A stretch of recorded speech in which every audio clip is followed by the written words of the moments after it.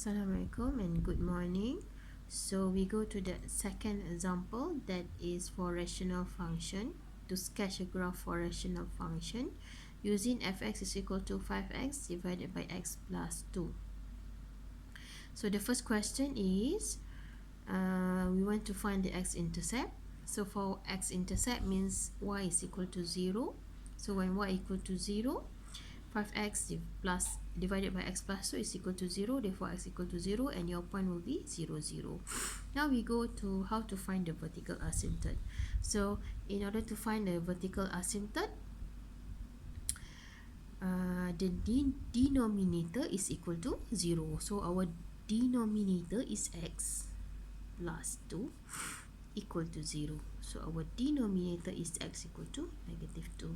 So x equal to negative 2 is actually a vertical asymptote.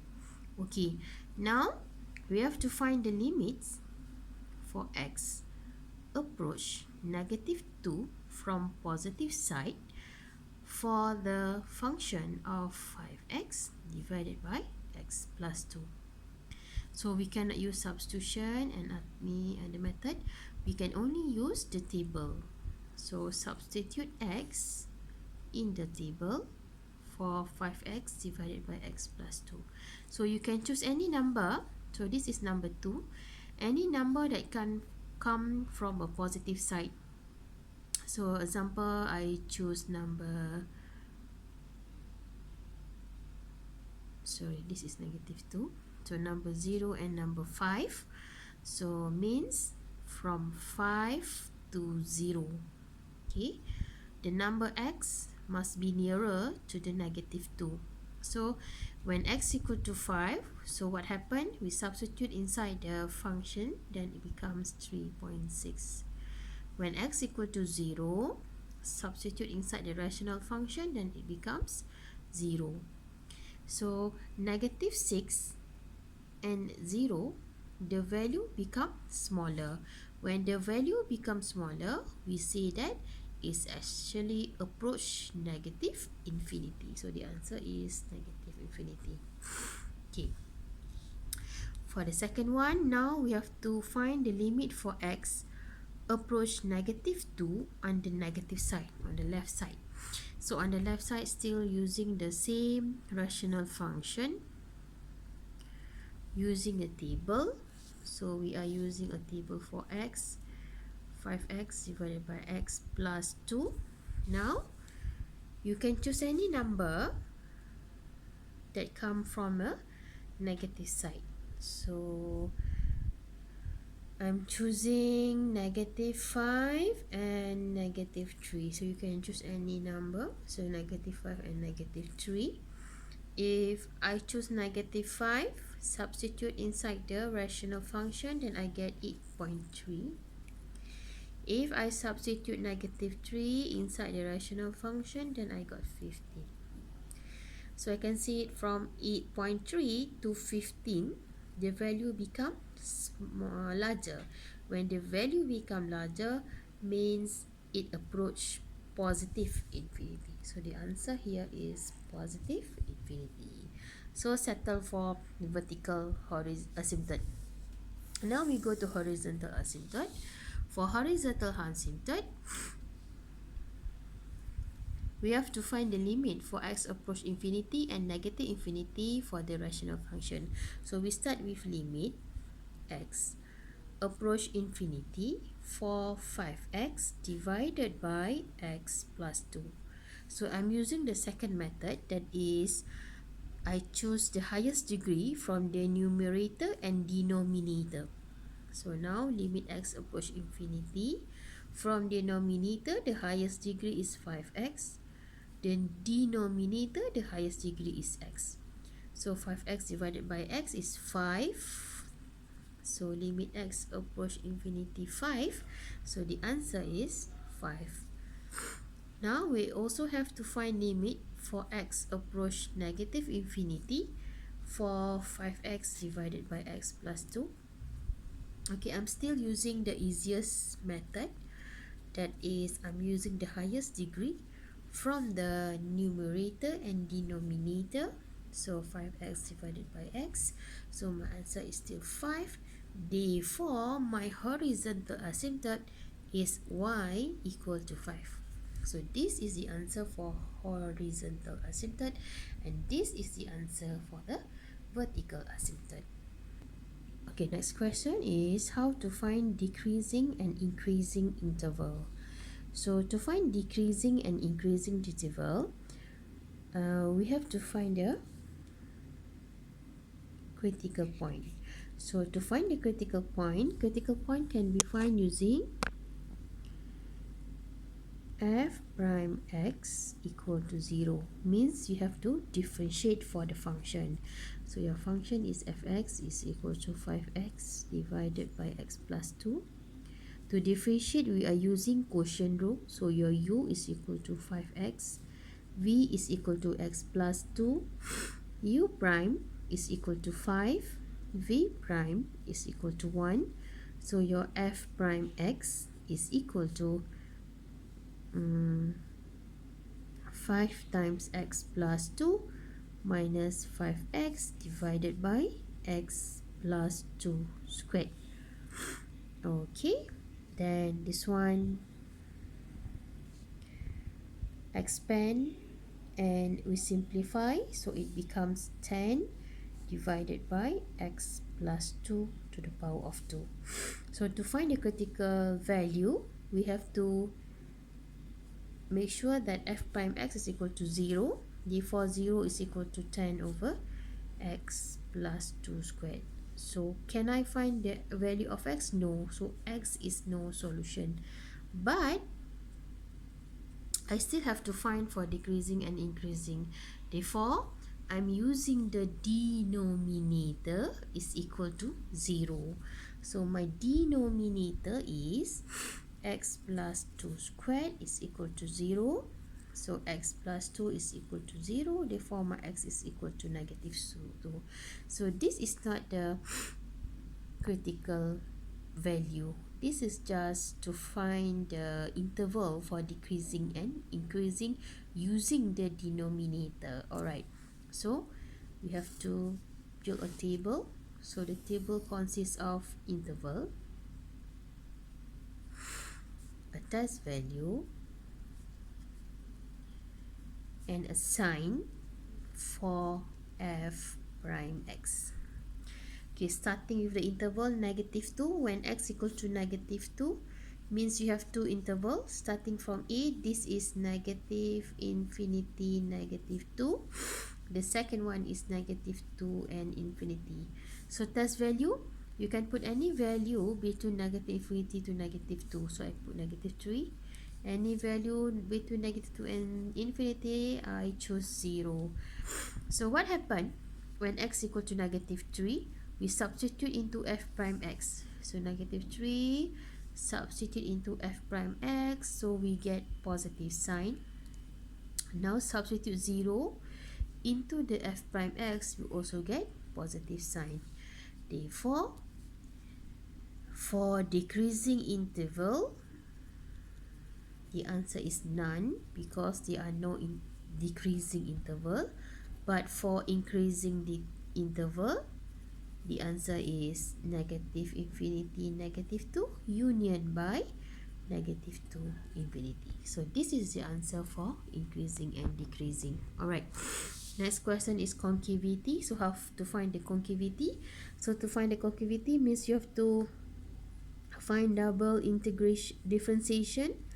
So double differentiation, so the first differentiation is f prime x is equal to 10 times by x plus 2 to the power of negative 2.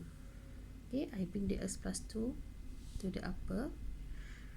Then try to differentiate second time.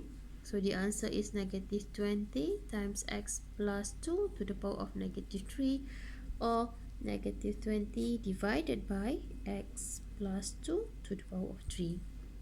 So then what next?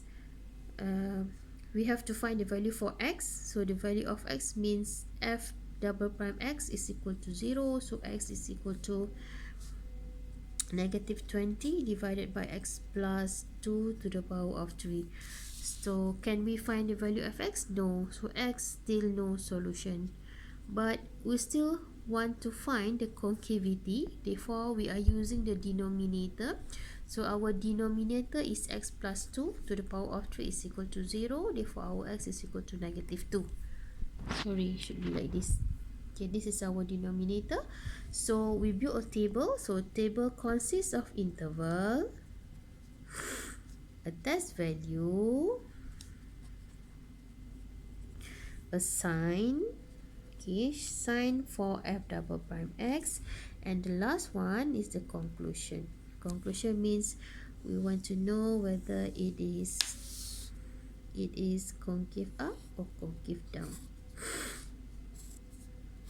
Okay, so for interval, because x is equal to negative 2, so your interval will be the same like before this. So negative infinity to negative 2, continue with negative 2 until infinity. Then our test value, you can choose any number. So example, I choose the same as the above value. The difference is x equal to negative 3, you substitute inside the double differentiation. So your answer here will become positive. You substitute 0 inside the double differentiation, then it become negative. So if it is a positive sign, means it is a concave up. If it is a negative sign, then it is a concave down. Okay, settle for the fourth question. Okay, then next question, what happens if the question want to find the extremum point and inflection point? So extremum point means if they want you to find the maximum and minimum from the f prime x equal to 0.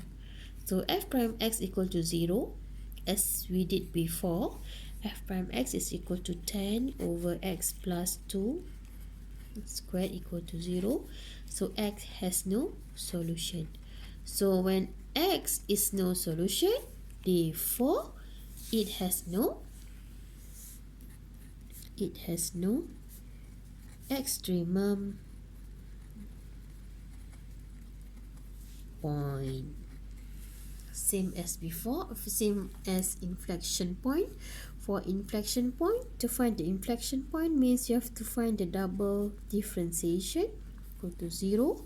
So double differentiation is equal to negative 20 divided by x plus 2 to the power of 3 is equal to 0. Still x is no solution.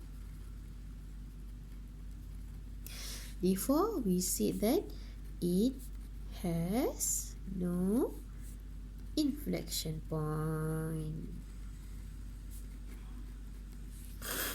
So for concavity, it don't have a extremum point and don't have the inflection point. Now how to sketch a graph? So to sketch a graph, do the x and y first.